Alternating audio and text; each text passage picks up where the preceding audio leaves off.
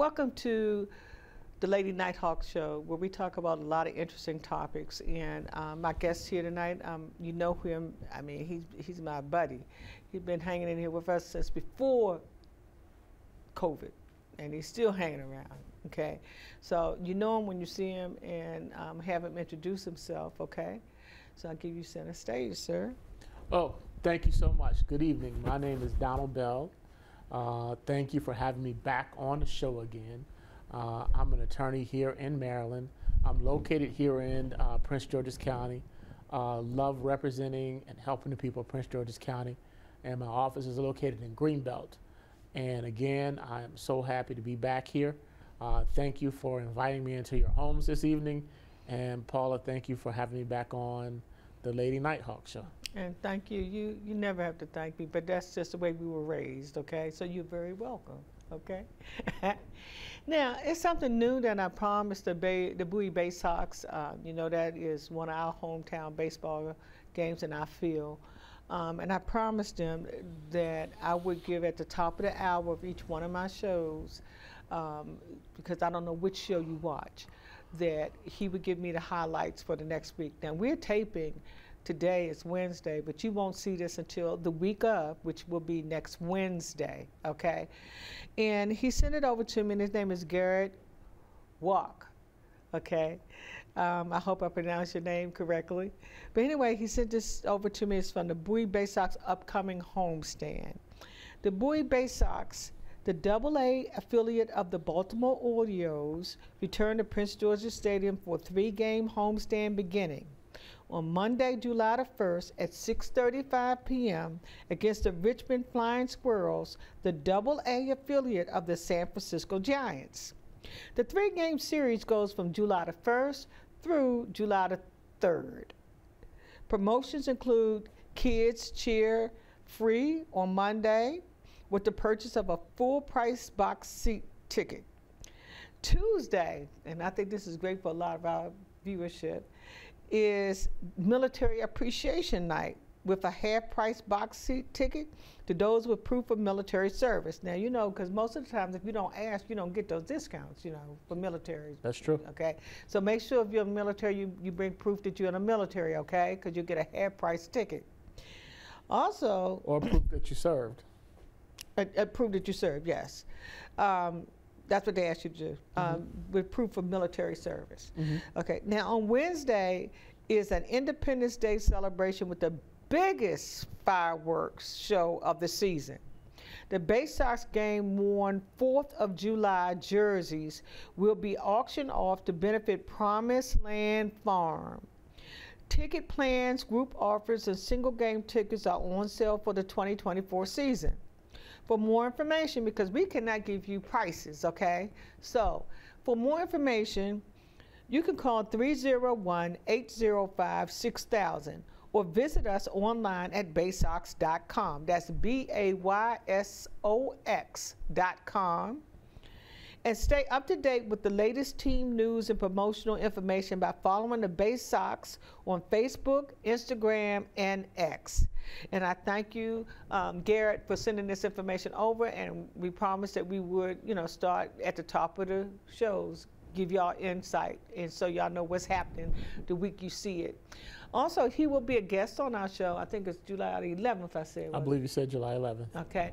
He will be a guest on our show, and Donald will be here with us as well. So, you know, stay tuned, and please visit us on that day. Now, so I think that, it's, you know, the other interesting people that they will be bringing with them later on, it's going to be very interesting for us because now we get a chance to see them inside the studio. I think, you know, we're coming up on the 4th of July, and I think, you know, going to a Baysox game, you know, baseball was America's pastime. You know, it was for many years America's favorite game. And, you know, when I start thinking about the 4th of July, and now Juneteenth, what really comes to mind to me is the importance of family and spending time with your family. So, you know, growing up, you know, 4th of July was a time where, you know, generally, you know, down south, that was almost like family reunion time. Absolutely. You know, and you got to see like family that you may not have seen in a while. You know, you got to you know, communicate with friends and family and things of that nature. So, you know, one of the things that I want people to take advantage of is, you know, that 4th of July. You know, we just experienced Juneteenth, which, you know, is Independence Day for, you know, for black people, people of color. You know, we've already talked about the story of Juneteenth and, you know, June of 1865 and what happened in Galveston, Texas. You know, very important story. But, you know, right after Juneteenth, we have 4th of July, which is, you know, the considered Independence Day for the founding of our country, United States of America. And I just really think that that's an important time to spend with family, to spend with friends, you know, to communicate and to get those connections. I think in previous shows we've talked about how important it is to communicate with people, to communicate with, you know, those social interactions and things of that nature. Is good for your mental state as well as your physical state and things of that nature. We lost a lot of that with COVID, you know, and now we have an opportunity to get back with friends and family. So don't waste this opportunity, you know, because, you know, tomorrow isn't promised for everybody. Not to anybody. And, you know, let's use these opportunities to, you know, talk, laugh, have, you know, maybe eat something that we probably shouldn't eat, you know, and, you know, get up and do that, what's the electric slide and the other, and those other dances. Was on here and said, man, you're so old. Terrence gives me a hard time. But, you know, it's that time of year. Yeah. You know, I think, you know, Juneteenth, you know, for you know, for people of color and for other folks who want to celebrate it, you know, we have celebrations. I remember, and I think I told you this story, the first time I heard about Juneteenth was in 1994, and I was at Camp Lejeune, and I had a couple friends from Texas, and they talked about this day, and I never heard of it. And they talked about how they didn't work, and how, you know, they dressed, you know, they would slaughter the pigs, and dress the pigs, and how their families would get together and you know, cook the pig and, you know, have like other type of events and things of that nature, and just how, you know, the whole community would get together over something like that. And, you know, for me that was 4th of July growing up. Right. You know, so I just really think that, you know, that your audience need to go back to that, and maybe that would help out with some of the this violence and other, you know, other social ills that we have. You know, we just sit down and we just start back talking to each other. Yeah, and that's so interesting, is because every 4th of July, you know, a lot of places made it so that you could not do fireworks. You know, because when we came up, you could do fireworks in front of your house, you know. And then later on, a lot of municipalities made it so that you could not, you know, do. But they want to stop them fires that were probably coming as a result of them fireworks, you know. Well, see, we were always safe. We had to worry about fires or getting in people's cars or houses and stuff like that, because, you know, my father and mother made sure that we had adult supervision. Yeah. But they made it so that you could go to the parks, okay? In Allen Park, when my son first moved out here, he didn't know that. And his house is on the corner, okay? Okay. And so everybody from the planet would be parked on that street. They used to have police out there directing and guiding people and stuff. Okay. And I guess finally the people in the neighborhood complained, so you have to find a parking space now. You can't double park, you can't do nothing. You got to be legit. So this is on 4th of July, people come in? On 4th of July. Okay. And so they moved it off of the pond and they moved it further in, okay, into the park. Okay. And on Juneteenth, oh, it was packed, okay? They had so many different events that was over there that you could, you know, go to, have fun, buy stuff, do stuff, hear people sing and everything. It was really a wonderful occasion that they had over there. Then we celebrated Father's Day on that same day. So then we had a class of who was going to park where, okay? If many people could park in my son's driveway, you know, they parked. and they made it. They used themes, and this is the first time they invited the families to the Father's Day event, because the fathers would just go out and do it, you know, on themselves on Father's Day. But this year, what they did was invited to everybody. That's nice. Well, they made it a theme. Okay. So my daughter, she saw it, my son, they're very, very creative. So they had these wooden things that was made that said, hold down, they said it was around in the back. Then they had another arrow pointing to they don't call them breastbones, whatever it was called, was around this way. And to get to the function, it was another name, I can't think of what it was. They had another arrow for something else. And I was sitting in the house the whole time and just watching people go by. I said, because the gates were open on both sides, right? Okay. I said, now, if I was a person coming from that park, I said, oh, well, we could stop back here and get something to eat for free. We're going to go to Cousin Pete's house. Yeah, they got it all open. They got signs where the bathroom is and everything, right? So so what kind of food they have there? Oh, they had all kinds of food that was back there, okay? So each person had a, you know, different thing that they had to bring. I mean, the food, it was so much food that they took food home. Okay. And then somebody made a cake that was this big that said Happy Father's Day to all the fathers, you know. And I sat in the living room. I enjoyed myself because everybody came to me, right? Because I was one of the neighborhood moms, and so these my neighborhood kids, right? And another dad was in there, and they were his neighborhood kids. Isn't it good to see people, you know, that? Oh yeah. Doesn't that just really help your spirit and whatnot? Oh, it did. You know, because somebody would come in. I was watching television and watching the bathroom, right, and making sure that none of them people that saw those restroom signs that was coming through that front door, because the front door was locked. But you could always go back and through. By that time, they know who's who and who's what. But I was watching television. I enjoyed myself sitting right there. Every now and then, somebody would come up and say, "Are you okay? You sitting here by yourself?" "Oh yeah, I'm fine." Okay. It was hot outside. It sure was, and I wasn't trying to go out there, and I didn't need to be out there. Okay. They bought me plates, you know. So I mean, I was like the queen. Okay. So I mean, I feel good. And then it was a celebration that they didn't realize that it was going to be on the same day as June 19th. So Juneteenth Day. So it made it a bigger celebration because some of them were able to go over to the park and see what was going on, you know, with the entertainment and stuff that they had over there. Guys, when they have stuff over at Alapon or anywhere in Bowie, and they have those functions like that, you need to go out because those functions are very, very, very nice, okay?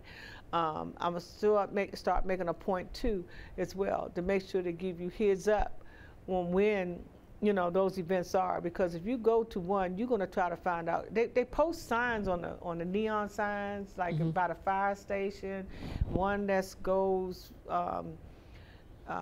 down past the park, the baseball field where the kids play and stuff. So they have information all around the area to tell you guys when they're going to give you enough time, when the event is, the time and the date, okay? If you have never been to one of them, you've missed out. Okay, so I'm just going to say to you, I'm going to start making sure to make my point, because you and your family might want to come over, you know. Of course. And then you park in my son's driveway if you come early enough. And, if it's too hot outside, I'm going to be sitting in the you can sit out, you can sit in the back. But they got tents and everything's out back, you know. You can sit in the living room with me, right? But they have tents and everything out, and the little kids was out there, you know. I mean, they really had a good time. And but the events out there, if you haven't never, and I'm going to tell you, go over to Baysox from July the 1st, the 2nd, and the 3rd, and just so that you can enjoy that event over there in the park. If you've never been in there, it's awesome, okay? I'm quite sure you can have your hot dog, you know? Yep. You know, look, when I was 4th of July, you know? When I was a kid, every time I met somebody, when I went over there when Terrence was over there, we met the people the same, well, he met them the day before and I met them the next day. I was just to see, because I know all these young guys was over there. There was a few older guys. Yeah. Just to see, I said, well, do y'all remember JFK Stadium? I said, they used to let us children over there all the time for free. Really? Yeah, they let us, the park services would get our parents' names and everything. Yeah. We would have to apply for them through school. Okay. And the rec center, not the school, rec center. Okay. Okay, and we could go over there for free. Okay. And that's the first time I got introduced to baseball then. And you know, we were just going over there just to have fun. So they played baseball and football there? At the time, RFK Center was where the Redskins was playing. Yeah. And the Washington Senators. The Washington Senators moved to Alaska or someplace, okay? Okay. And then they moved the Redskins down there in Virginia. Okay, the practice I'm talking about. Oh, the practice. Yeah, Okay. the practice, because they used to practice over there at RFK as well, Okay. right? And so, and then they built their own what's his name, Jack King Cook? Oh, right here in Prince George's County. In Prince George's County. Yes. That's when they moved away from RFK. Okay. Now the mayor's been trying to figure out what to do with that property forever.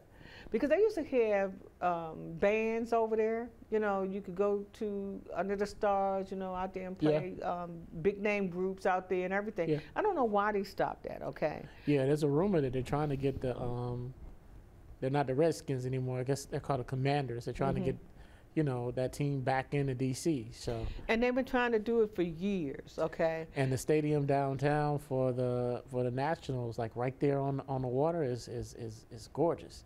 So you know, that would be something right there if they got them back into D.C. I don't know why they let that stadium in. It's so big. They just need to keep. They should have kept it up, okay? Yeah. Because that was a moneymaker, okay? Yeah, but I'm quite sure Prince George's County doesn't want to let go of back to D.C. Yeah, they want the Commanders to stay here in Prince George's County. So. And I'm not mad with them. Yeah. You know, I can understand that. You know, but guys, they originated in Washington D.C. at the RFK Stadium. Okay, okay, as the Redskins. Okay, and the Washington Senators, and they laughed at me. You know, they said, okay, you kind of old, right? Because I don't remember that. I said, yeah, that's all right. I ain't mad at you. But I had fun when I was a kid because, you know, that was how I got introduced to baseball. Okay. You know, it was through the rec center to make sure that we got there safe. Your parents could go with you, you know. And just to be able to sit into, you know, in a stadium being young, you know, it was just, you know, that was just the best thing that you could have ever done, you know, and meet because they made it so we could really meet the baseball players, you know, the ones that agreed to see us, because they knew that we came from different rec centers, right? So you know, I listen to a lot of sports talk radio, and particularly when it comes to football, and you know, a lot of people who have been around the sport believe that there's a disconnect between like the younger generation and, you know, actually going to the games. So, you know, a lot of the people on sports talk radio, is interesting that you bring up that point. They're actually advocating that the teams, you know, form partnerships and things of that nature to reintroduce the game to like younger kids by allowing them to maybe come to the practices, maybe allowing them to come to preseason games, allowing them to come to games and meet the players, because there is a, you know, there's a thought out there that, you know, that they're missing out on, you know, their next whole new set of fans and revenue, because like the younger people, I mean, because of how expensive it is to go to these games. You know, the younger people are sort of missing out on that, on that game day fan experience, which is the reason why I think it's very great that you have you communicated with the Baysox, you know, because that is an affordable way for people, you know, in this community to really, you know, get that connection, you know, to a sports team. You get to go to a stadium, you know, and it's not as expensive as maybe like, you know, going downtown to the Nationals or going to Baltimore to see the Orioles. And, you know, the food may not be as expensive, and you're right here in your own backyard. You know, if you live here in Bowie, I mean, you're 5, maybe 10 minutes away from the stadium. So. You can walk, some people, you know. What I found out was that a lot of the Oriole players come from the Baysox. Yeah. Okay, and I don't know if people really realize that's their A1 team that they look to, you know, the Orioles look to get recruits from. And I don't think many people really know that. And so some of those questions you say for Garrett when he come, okay. Because that is something that DC used to do. They did go to the rec centers. They did make sure that the parents signed up for the children. They did make sure that they got there and they got back home safely. You know what I mean? But you created fans. Yes. You created fans. Well, I'm still a fan. And, you know, the Senators moved away, but I remember that. I will never forget that experience. Yeah.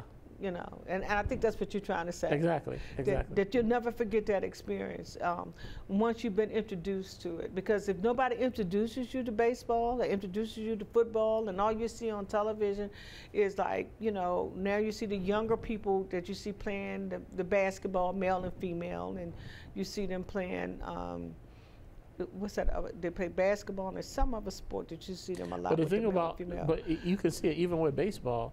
I mean, there's such a disconnect, you know, with like young people and baseball because, you know, the game kept growing and growing and growing, but, you know, what was happening in D.C. was not happening anyplace else in a lot of other places. And so, you know, people like of my generation, you know, there's a complete disconnect with baseball. Not unless you played the game and, you know, or, you know, your family took you to the game or something like that, there's a complete disconnect. But, you know, I'm glad that the Baysox are really making an effort to be community based. Yeah. And they really and truly are. And like I said, Terrence has been doing a very good job going out there on the field and interviewing folks. And like I said, I watched him, I was in awe, you know, and his little setup out there. But my hat's off to him and that heat, you know. Yeah, I was going to say, if you're going to go out there, make sure you're hydrated. Because he's not sitting up in the booth, you know what I mean? He's right there on the field with the players, okay?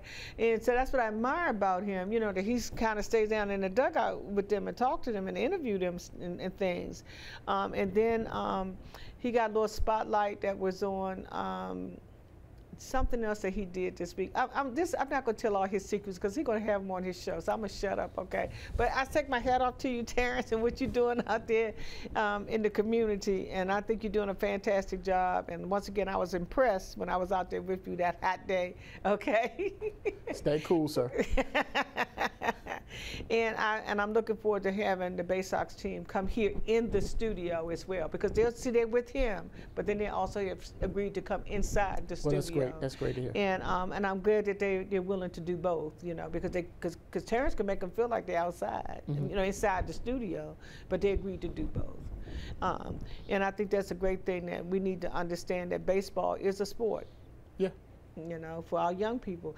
I used to love to play when we would come to, we would play soccer. You know, when we had those family events, we would actually have somebody to have an itinerary and a time for us to play different sports. Wow. Okay.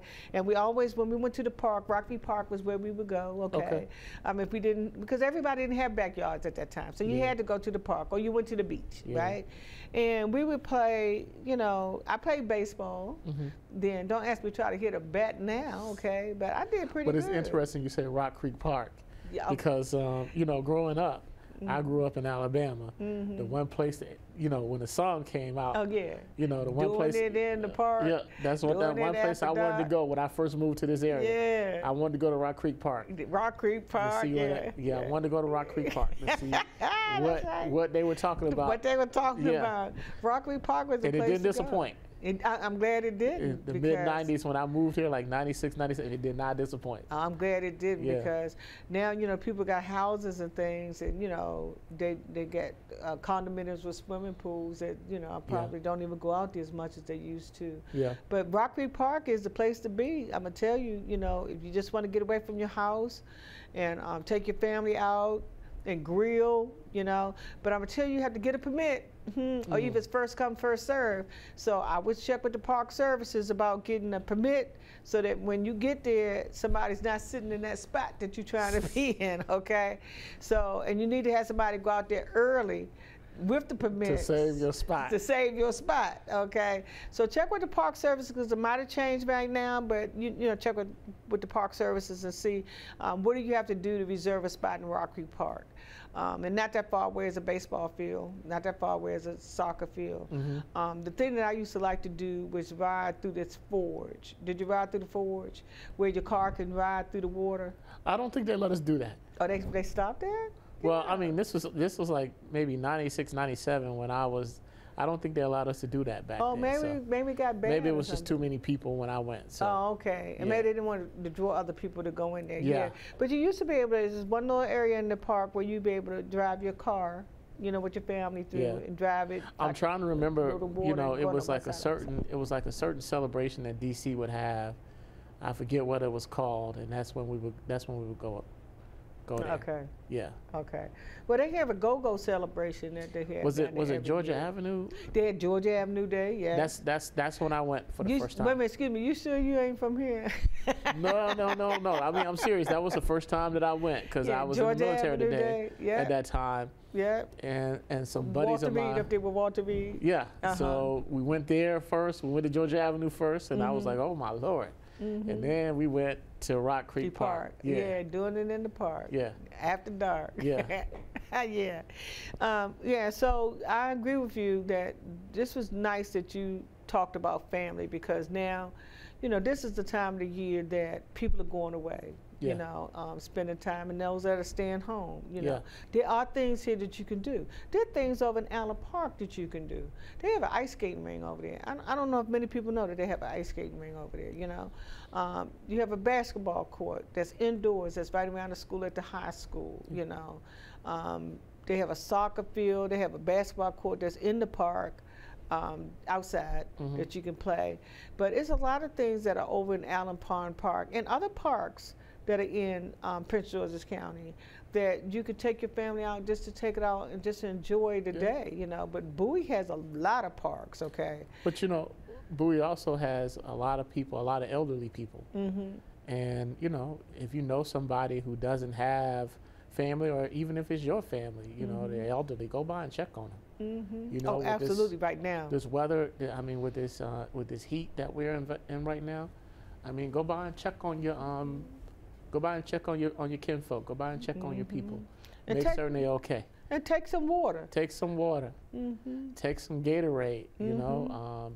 You know, call them and see if you know they want you to bring them a plate or something like that. You know, and go sit down and talk to them. Like the guys calling you, oh, go and listen to their stories. You know, you're gonna learn something. Right. That's you're right. gonna learn something, and it's gonna lift their spirit up as well. That's right. I just really think it's so important to reconnect with family and friends during this time of year. After so many people that have died during COVID and still dying, okay, we have every other week somebody's family members dying. I just had a funeral, somebody else had a funeral after that, and somebody else, and condolences to the Pitts family and condolences to the Waller family, because like I said, and condolences to, you know, my family, because we just had a funeral too. It's like that week, and then somebody else's that week, and then this week, you know, so.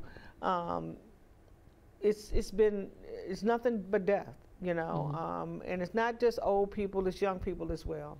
And we need to stop all this killing out here. We need to stop, you know, killing each other for no reason. We need to stop stealing people's cars, okay? The one lady, every time she goes down in her garage in her house, even though she got one of those locators on the news the other day, somebody keeps, look, and we get ready to go. Wait a minute, this lady had 2 of them bars across her sternum wheel that they showed on the news. She had something else that she had that put your foot down there. She had one of them indicators that DC was giving out in case your car got stolen, right? Twice she went downstairs in the garage and the car was cut. And she could tell exactly where it was with the indicator and then the police, I mean, it's still an ongoing investigation, okay? But I'm just saying, be careful out there. Drink enough water, stay hydrated, and keep in the shade, okay? Be blessed and love each other and take each other and spend time with each other, because these are hard times for everybody, okay?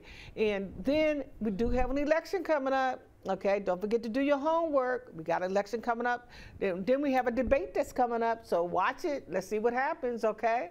It's very important for you to pay attention to what's going on in the news, I'm telling you. But don't get scammed by these people that are sending texts to you and asking you to give money. If you're not sure who they are and what they are, you know, don't do it, okay?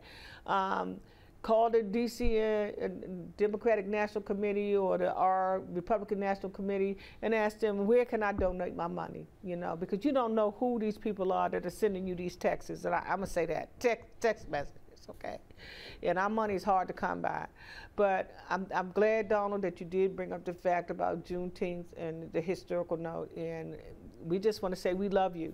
And we want to say good night.